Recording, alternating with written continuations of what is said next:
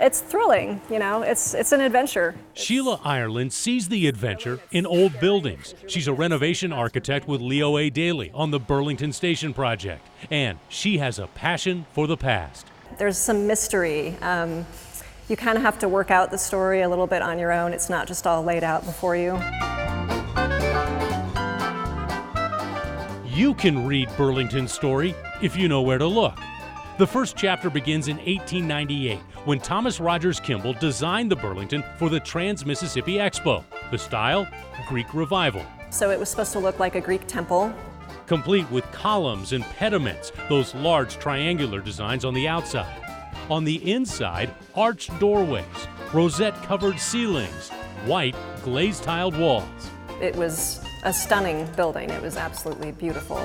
The next chapter, 1930, a major remodel to what's considered a classical revival style. We lost the pitched roofs, the pediments went away. So did the exterior columns and the arches. The doorways were narrowed. The white tile shows how wide they used to be. So in 1930, they wanted to make it look more contemporary, and this is kind of where you start to see a little bit of that Art Deco influence. The way that they laid out the lobby, the way they furnished the lobby was considered incredibly forward-thinking. They got rid of the hard, stiff wooden train benches and replaced them with living room furniture.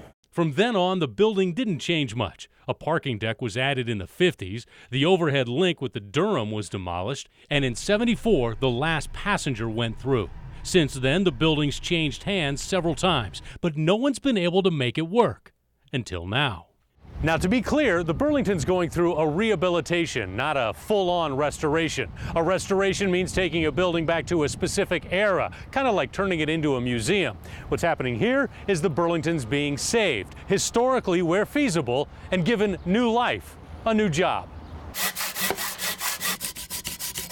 While it's turning into a television station headed to the future, it's going to have several nods to the past, saving the decorative rosette ceilings, saving these over-the-door grills. Well, it would be criminal to get rid of them. They're beautiful. Even saving 2 windows that were plastered over. And so rather than tear those out, our plan is to kind of turn them into art, put a wood frame around them, cut all the gacky insulation and stuff off of them. Sure. Most impressively, though, the centerpiece of the project, literally, is this. Crews cutting a hole right in the middle of the building.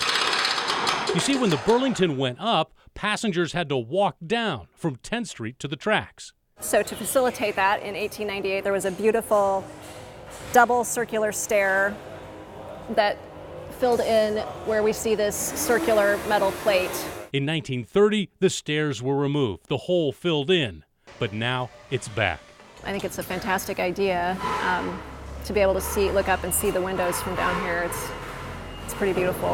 And you would have had that view in 1898. Now, Sheila's had her eyes on the Burlington for years. When she was still in school, she built this scale model of the Burlington for her thesis. The topic, finding a financially feasible use for the building. I really wanted to focus on how do we make this a viable investment for somebody so that the building can be saved. Now, finally, that next chapter's being written, and the Burlington story continues.